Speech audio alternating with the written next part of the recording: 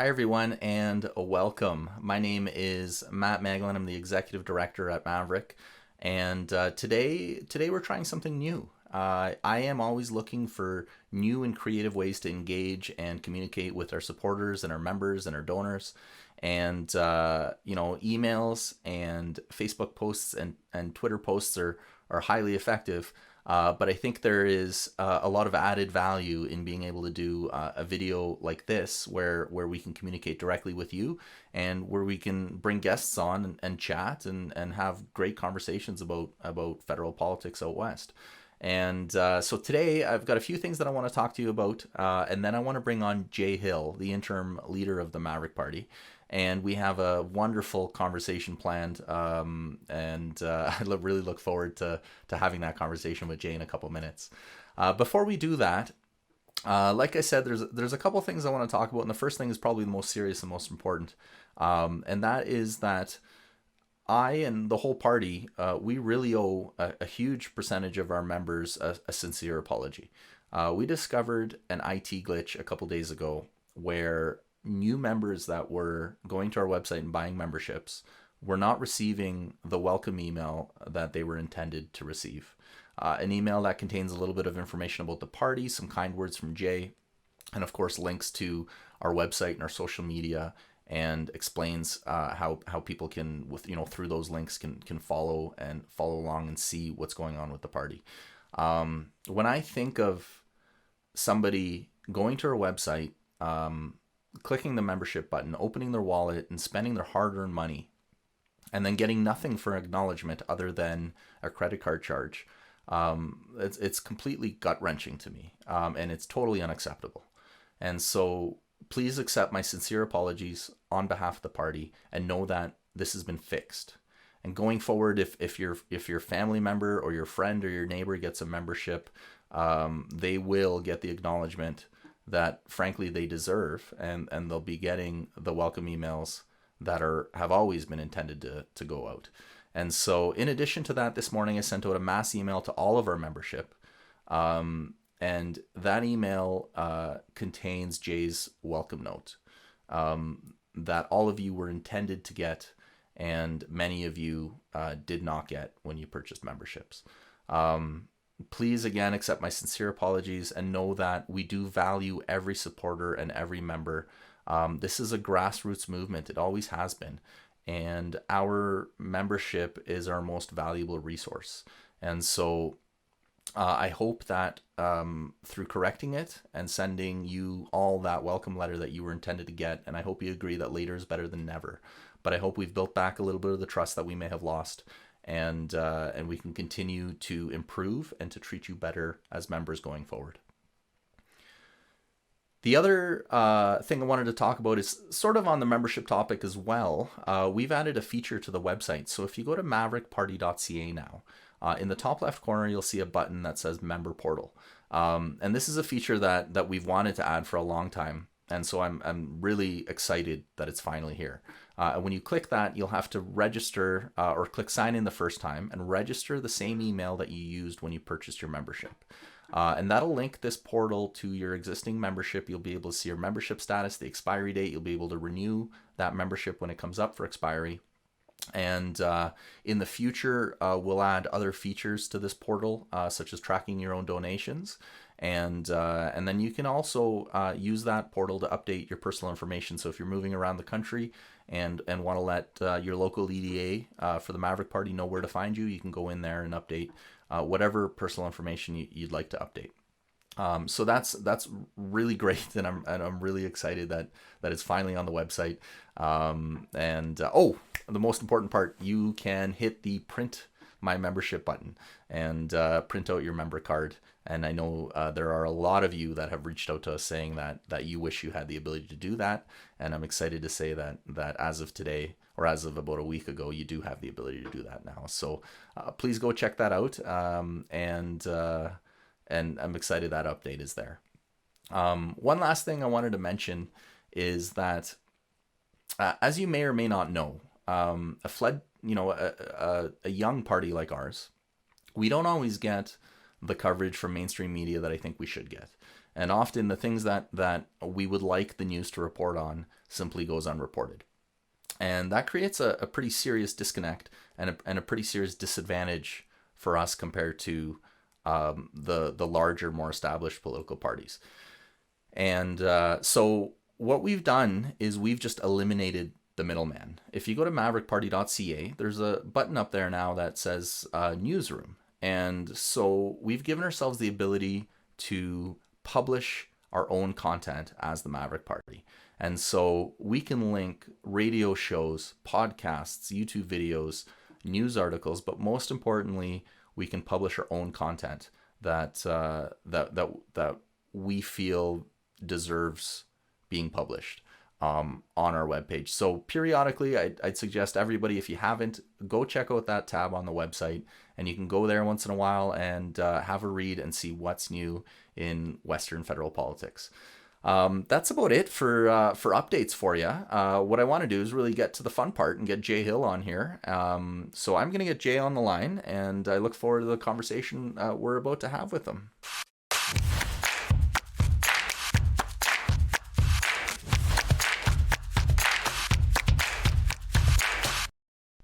Hey everybody, I have Jay Hill on the line. Hey Jay, how's it going today? Great, Matt. You? Good, and I'm pretty excited to be doing this today because, as you know, Parliament has just resumed this week, and more importantly, this is something completely new for us. We've never done a video like this internally at Maverick, so I'm pretty excited to have this set up and to try it out. Let me ask you. Let's start off looking back at the last election. So obviously we had, a lot of successes, but also a bit of a disappointing result. And I'm wondering what you would attribute that result to from the last election. Well, Matt, I think that we were really overtaken by three events, if I can call them that, or certainly three issues that were way beyond the capability of Maverick Party to properly address. First of all was the timing. The party was just 11 months old when Mr. Trudeau deemed it appropriate to drop the writ for a completely irresponsible, egocentric election campaign that was completely unnecessary. And our party, the Maverick Party, as I say, was still in its infancy. So we didn't have the resources, we didn't have the organization behind us yet. We had spent that 11 months, obviously, in a very frenzied state of preparation, because we kept hearing these warnings that an early election would be called, because the Prime Minister, despite having in legislation in Canada fixed election dates for every 4 years, he deemed it a good shot for him to restore his majority, and therefore he called an election. So it really ended up as a $600 million ego trip for Prime Minister Trudeau. And it did result in basically a status quo parliament as well. Not a lot has changed, and we're seeing that again this week with the Parliament of Canada finally getting back into operation. So the first thing was the timing. Secondly, we were overtaken, as were all of the political parties, by this COVID global pandemic and the position of citizens as they struggled between governments, dictating how they were going to protect the citizens of their provinces, and restrictions that were placed and continue to be placed, I might add, on the charter rights of Canadians. And so that whole issue of COVID and the response of different levels of government to it became the focus. And indeed, I believe in many instances, the ballot question of how people decided to vote on the election. And so if we found it extremely difficult, if not impossible, to get our message out about the disenfranchisement of the West and the continued abuse by Ottawa and the federal government, and indeed central Canada, towards Western Canadians, and the Maverick plan of how to address that. And because we couldn't get that message out, obviously we didn't get the support at the polls. And probably the third and most important issue that was outside of our control was what I would call the visceral dislike, or even beyond that, hatred of Justin Trudeau. And in many instances, in the 29 ridings that we could get organized and run quality candidates in Western Canada, we only had 29 campaigns running. What materialized was that in most instances, people held their nose, voted for Aaron O'Toole and their conservative incumbent, rather than take a chance on voting for someone else, because they believe that that strategic vote was the best chance to get rid of Justin Trudeau. And of course, we were caught in the middle on that. And that also resulted in poor showings for our Maverick candidates.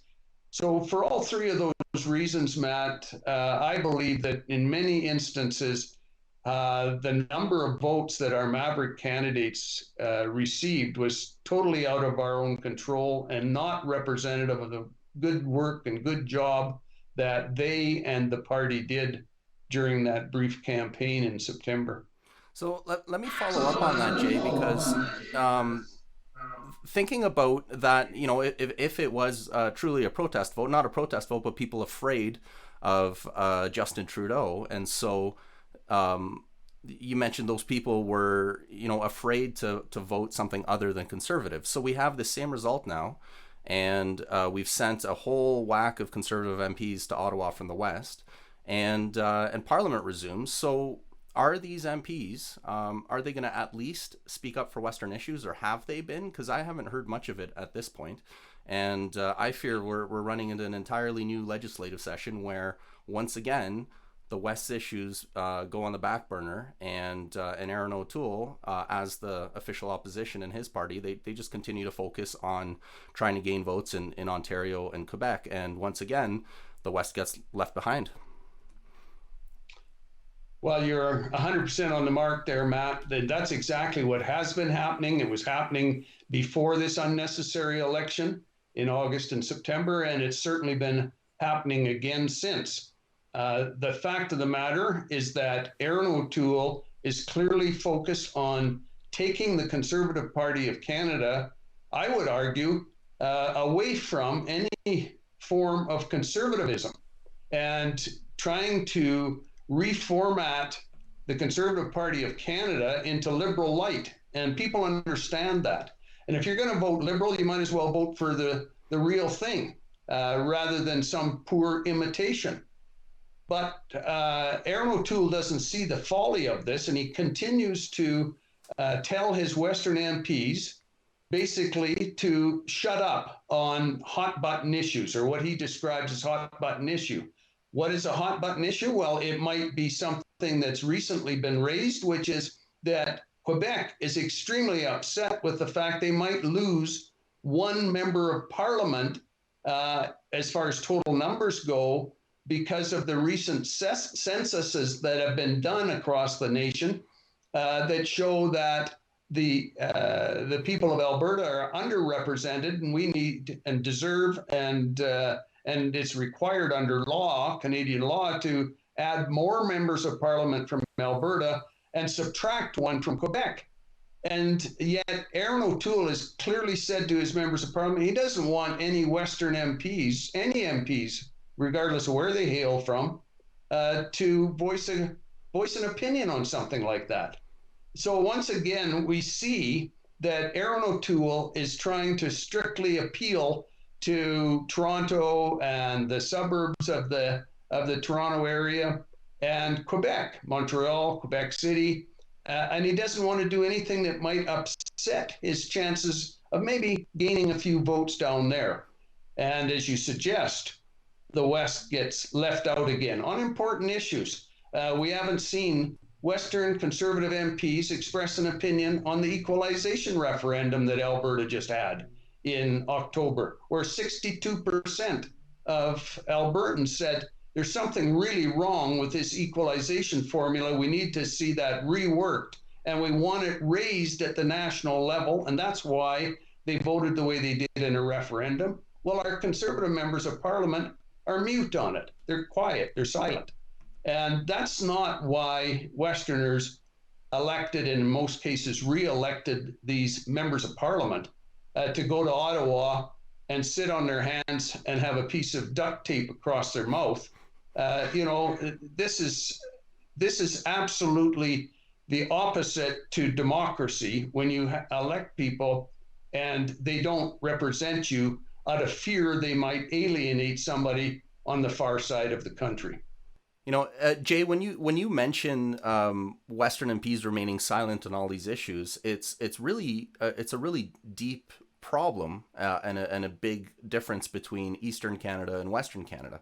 When Quebec wants constitutional change like they recently did, the entire House, with the exception of one member, voted to allow them to make those changes, and then you have a referendum in Alberta, essentially that would open negotiations on the Constitution as well. And you've got Justin Trudeau completely dismissing those referendum results, and even Chrétien coming out to do a video where, when asked about that referendum, he went ahead and just went ahead and called Alberta a culture of complainers as a result. I mean, it's just how do we accomplish anything?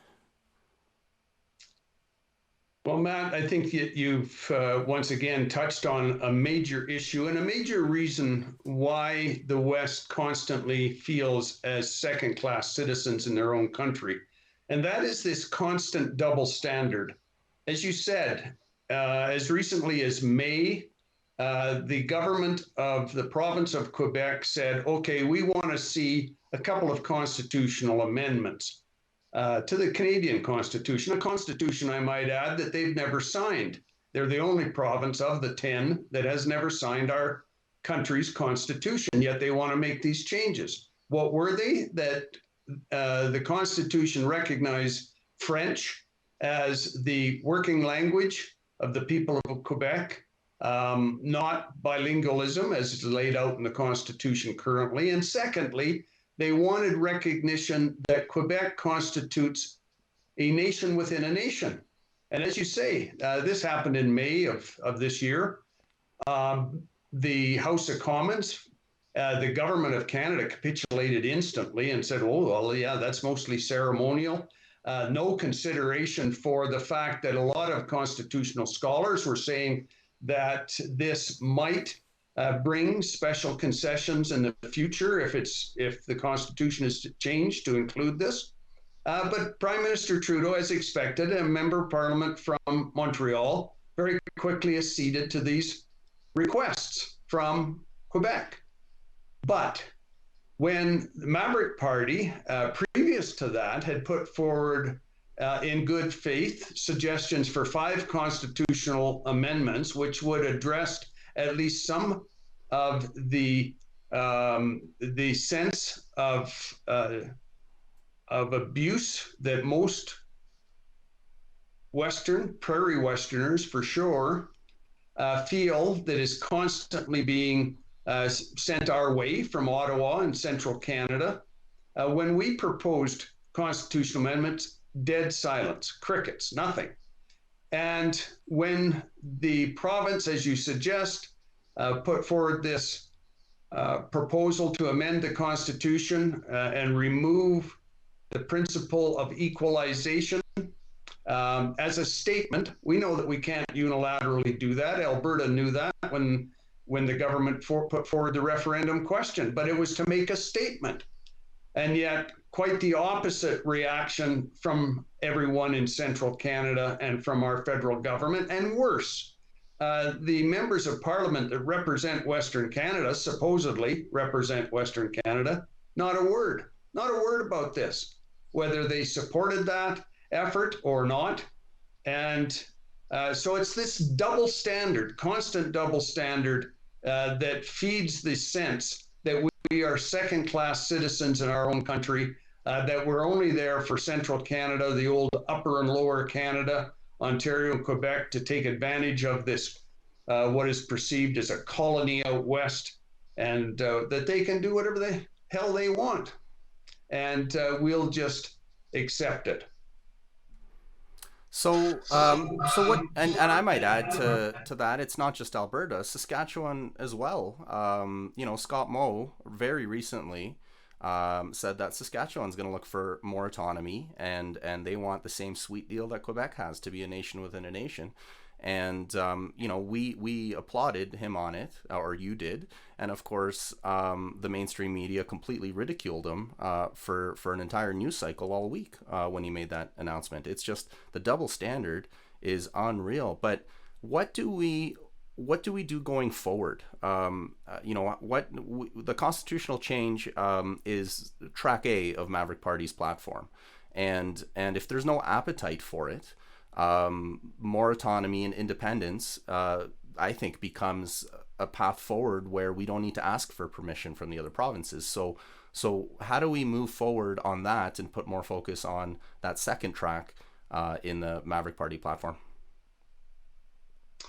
Well, I think, first of all, we look to Alberta to take a bit of a lead in this, Matt. They certainly did when they formed what became known as the Fair Deal Panel that put a lot of effort into traveling around the province of Alberta, seeking input from a broad range of this citizenry, getting input from academics and people in the street and everything in between, and all walks of life.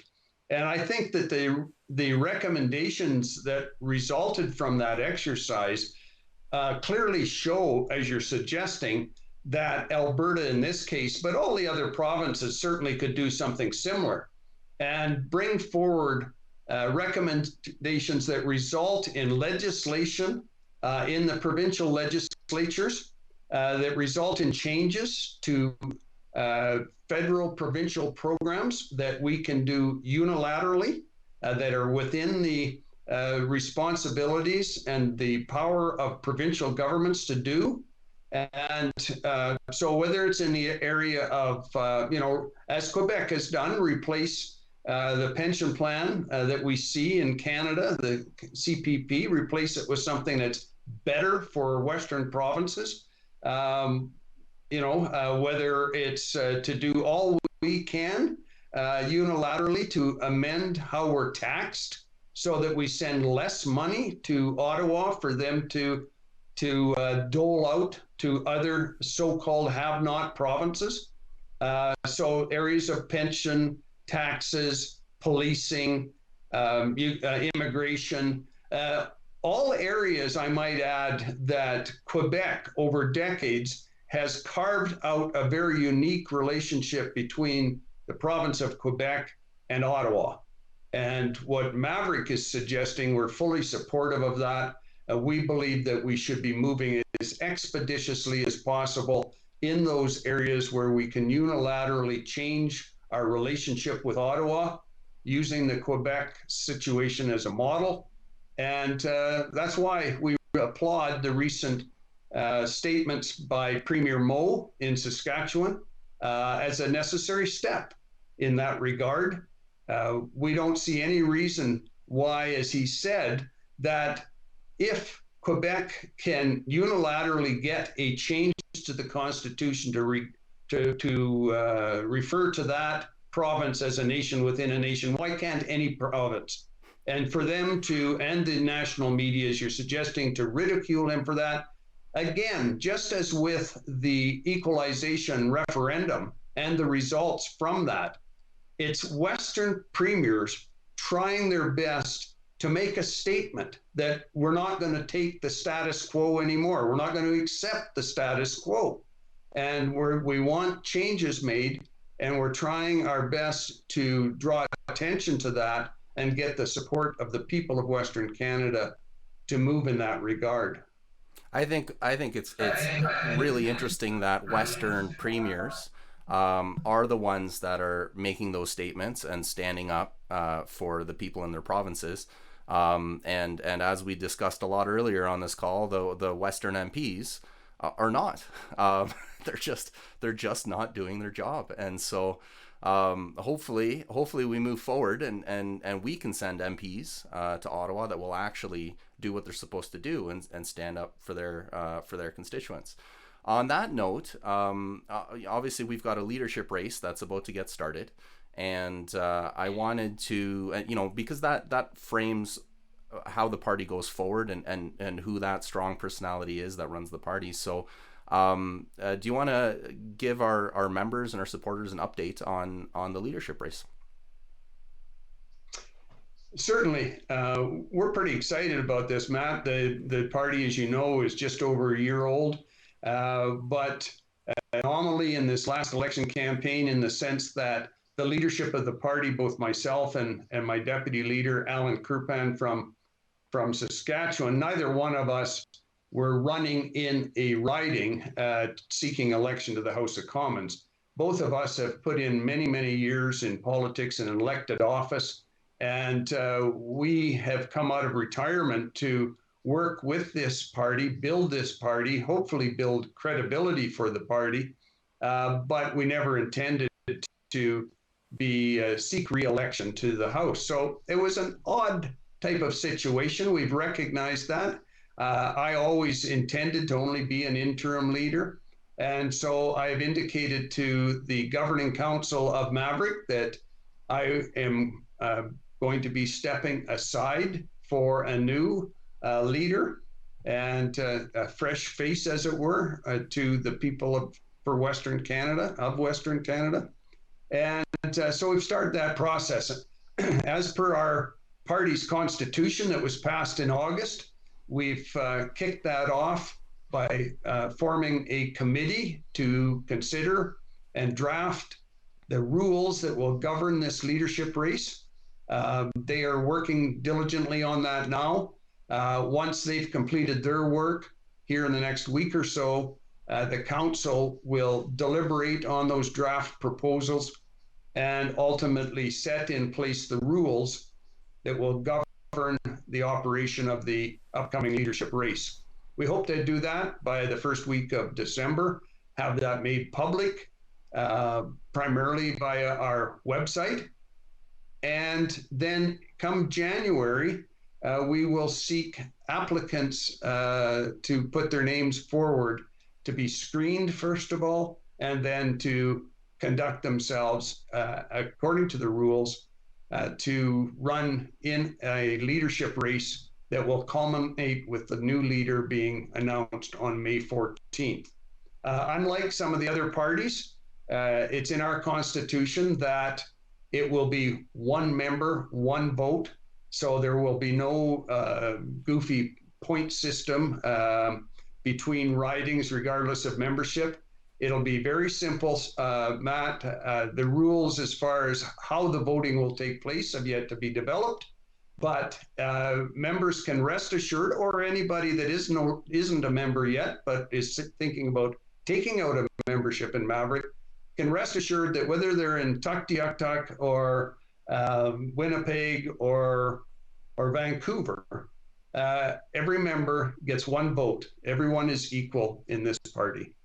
I love it. And that, you bring up a good point, is that members are the ones that get to vote in these leadership races. And so it's a really exciting time for those people that might be, just learning about the Maverick Party, that may have not been involved with us in the past, to get involved and become part of that process of, building up the party and choosing who's gonna be the leader moving forward into the summer and into inevitably the next election, depending on how much time Justin Trudeau gives us before that happens. So I just, it's a great opportunity to build a party and to just let people know we're here, because we need more people involved, and I see the numbers every day, and we are growing. Our membership is growing.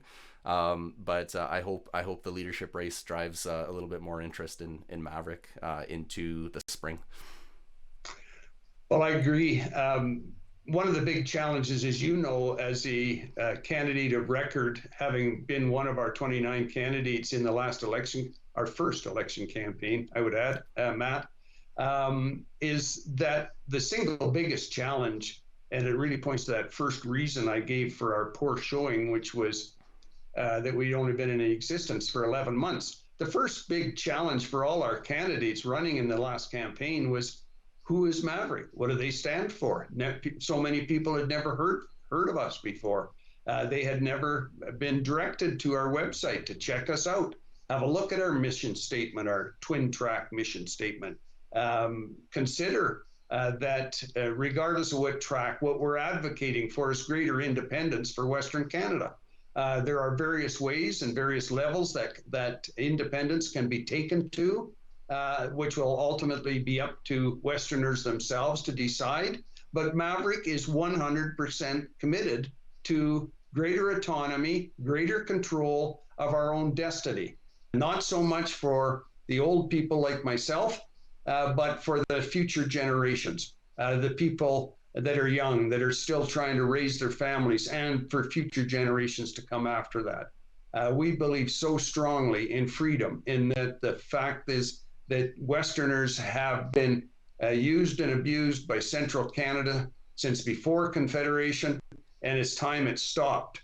And I hope that there is considerable uh, voter um, voter regret, I guess, in having re-elected all of these conservative members of parliament across the prairies that somehow have remained mute about issues of such great importance for Western Canadians, and that will be translated into growth in Maverick as we go through this leadership election. And as you suggest, I mean, this has been structured as where anyone is welcome to join Maverick, regardless of their previous political preferences, and work with us to build a better future for Western Canada. And we welcome them to do that and to have an equal say in the growth of this party. That's great, Jay. Before we're moving on a half hour, so I'm gonna kick you off the call pretty quick. But before we go, behind you that logo has been sitting there the whole time. It's nice and clear, and you're describing what Maverick's all about. And I've been asked a few times why the word freedom right in the logo. What does that mean? And because I think when you go through that and explain it, I think it paints a really good and clear picture of how Maverick is different and what Maverick represents. Well, it's not only freedom in the sense of freedom for Western Canada from the shackles that have restricted us and continue to restrict us from the federal government. It's not only that freedom that we speak about, it is the freedom of members of parliament to accurately and truthfully represent the best interests of their constituents. And no one knows that better than someone like myself that served 17 years in the House of Commons, often in the role of party whip disciplinarian, that my job was to keep people in line, keep them all, with the same talking points from coast to coast. And I came to recognize, I tell people I'm a bit of a slow learner. I came to recognize that we do not have true democracy for Western Canada because members of parliament are, if they belong to a federal national party, and I include the PPC, the People's Party, under my former cabinet colleague Max Bernier in this, as soon as you run coast to coast, unlike Maverick, that is only going to represent Western Canada, as soon as the party runs coast to coast, they have to try to appease and appeal to the people of Central Canada, quite simply because it's mathematics. That's where the most voters are, and so that's where the parties try to appeal the most. And the Western voice and Western concerns get lost. And that's what Maverick Party at its core is trying to overcome. And that's why we need Maverick members of parliament in Ottawa to raise issues that are extremely important, in some cases critical, to the future well-being of our region of the country. It seems like a pretty fundamental concept, right? MPs that represent their constituents at home. So thanks, Jay. Appreciate you doing this today, and I'm sure we'll do it again pretty soon. So thanks, and take care. Absolutely. Thanks so much, Matt. Take care. Well, that'll do it for today. I really hope you enjoyed it, and I look forward to doing more videos like this in the future in this format. So thank you for watching, and we'll see ya.